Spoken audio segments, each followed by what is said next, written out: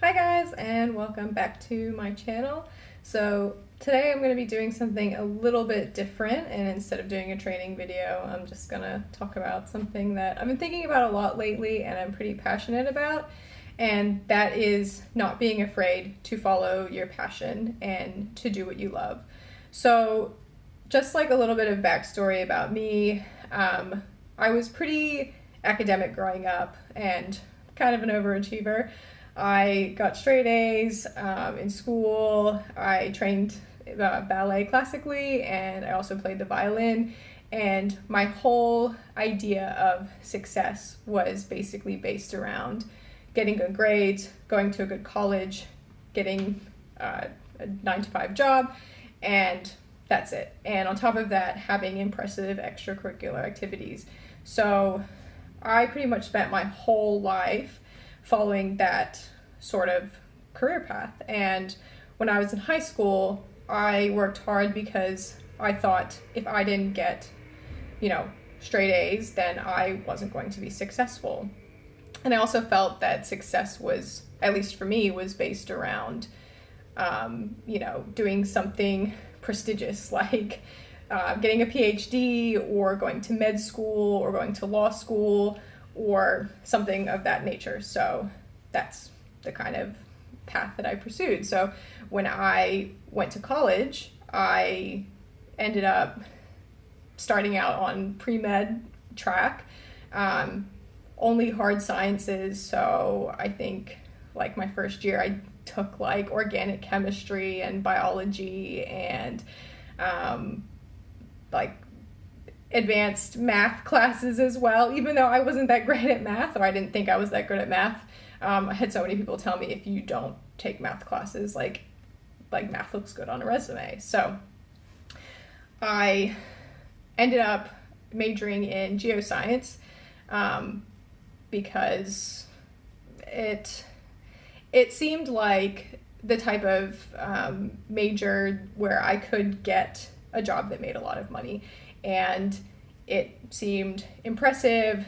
And and I also ended up majoring in mathematics as well, even though I wasn't very good at it.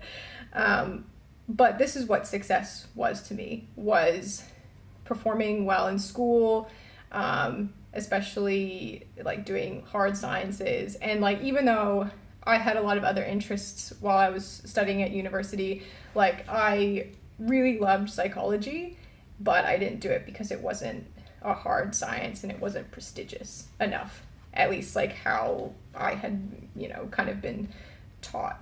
I also, liked art, and,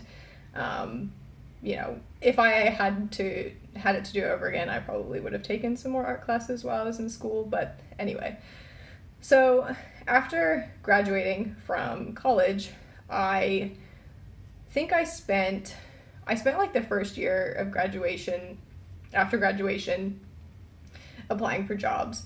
And in case you don't know, even though I'm originally from Pennsylvania, I currently live in Australia. My fiance is Australian, so I moved here to be with him. And I spent the first year after graduation kind of the first couple years after graduating, bouncing back and forth between countries, trying to sort out immigration stuff, which is a giant pain in the butt. In case anyone's ever interested in moving to Australia, good luck. But I think I had tallied, in the first year, I did like 100 applications at least, and I ended up only getting 2 interviews and 1 job offer out of those applications. And it forced me to really look at what success meant, because my whole life I had been told, if you get straight A's in school, in high school, and you do a bunch of extracurriculars, you'll get into a good college. And if you get into a good college and you do well, and you're pretty much guaranteed a job when you graduate. That's what I had, like, my teachers in high school tell me. I had professors tell me that because I had a math background, that I was pretty much guaranteed a job, which, well, that's not true. Or that wasn't the case for me anyway. Um, and I started to have to really reflect on what I wanted to do long term. And I'm like, do I really care about geoscience that much? Like, a lot of the jobs were in mining and, basically that had appealed to me when I was like 19, 20, because all I wanted to do was make a lot of money. And I had a bunch of people telling me that, there was a lot of money in mining. And as I got a little bit older, like 22-ish, I started to kind of realize that I didn't care that much about geoscience or math. Kind of like okay to study, and I learned a lot, while I was in school. I wouldn't like take away from that experience. I realized I wasn't what I was passionate about, and I started to really look at things, and I'm like, do I want to end up in a job where I'm just kind of going through the motions and doing that 9 to 5 just so I can live on the weekends? Because I've seen like so many people do that. So many of my friends have that kind of life. And, I was working a job just to make money.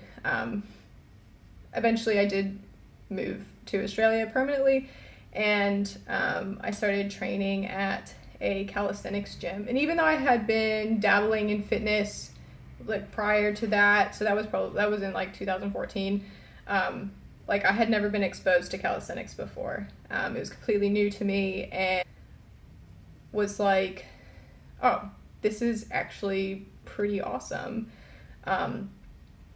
And I started getting stronger, and I decided that I wanted to maybe start doing something on the side that was fitnessy.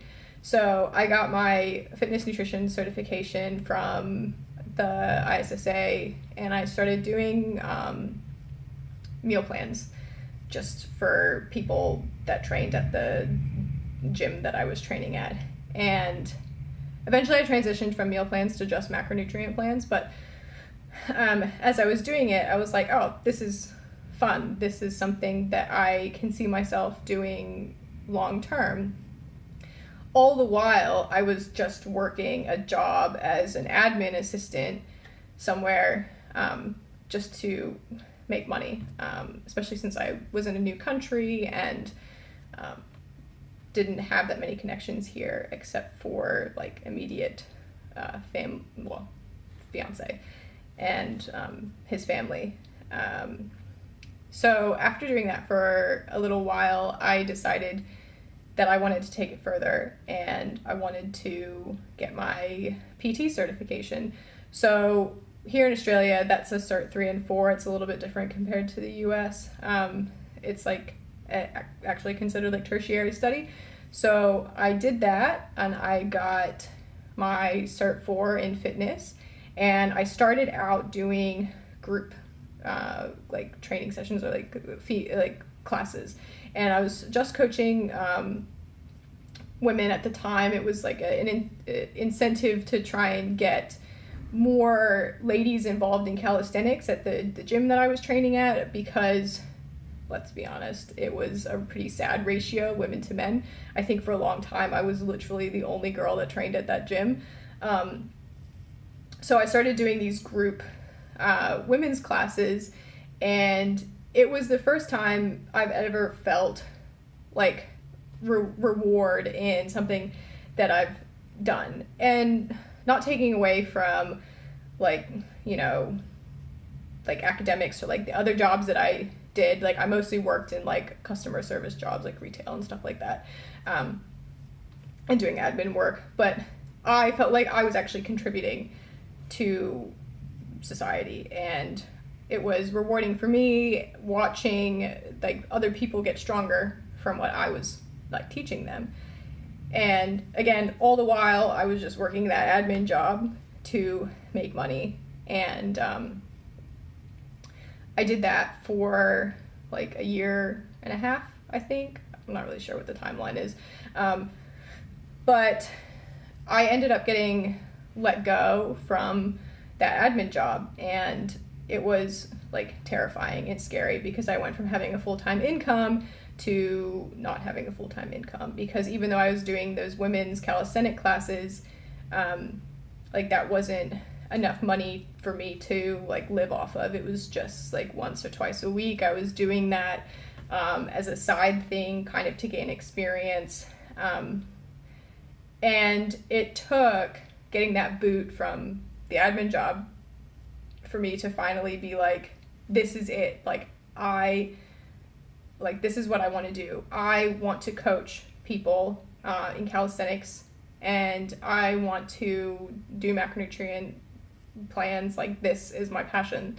And so I started up my own business, and that was pretty recent. Like, that was only, I think, like August of 2017. Now, to be fair, I did like register like for an ABN, or Australian business number, like prior to that, to work as a sole trader, since I was doing personal training. But it wasn't until August 2017 that I started taking the idea of like having my own business seriously. It's been a wild ride.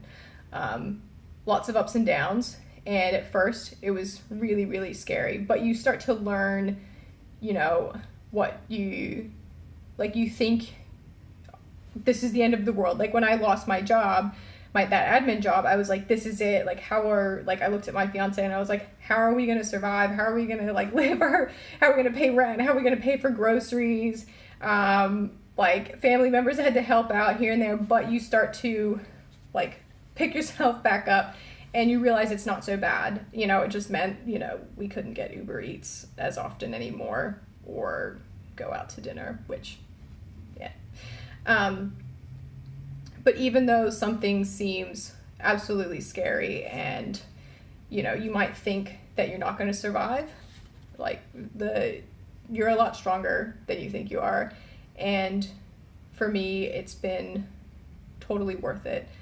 Like, I went from a path that I felt was expected of me to a path of something that I actually want to do. And it doesn't matter that I don't make like hundreds of thousands of dollars a year. Like, I am happier doing what I'm doing now, helping people and teaching them that they can be pretty freaking strong, to what I was doing before, which was just, you know, admin work, majored in something I wasn't really passionate about. I did it because I thought it was going to make me a lot of money, which you should never, if there's one thing I've learned, you should never do anything because you think it's going to make you a lot of money. So even though I'm pretty new into owning my own business, you know, I don't know if I'm going to be 100% successful in this endeavor. Like, it's been less than a year that I've been at this,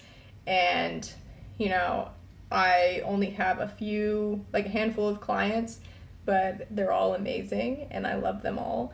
And it's been the best decision I've ever made. And sometimes, you know, I wasn't strong enough to make the decision to quit my job on my own. Like, I needed the boot. I needed that boot, you know, I needed to get kicked in the butt by something in order for me to make that jump.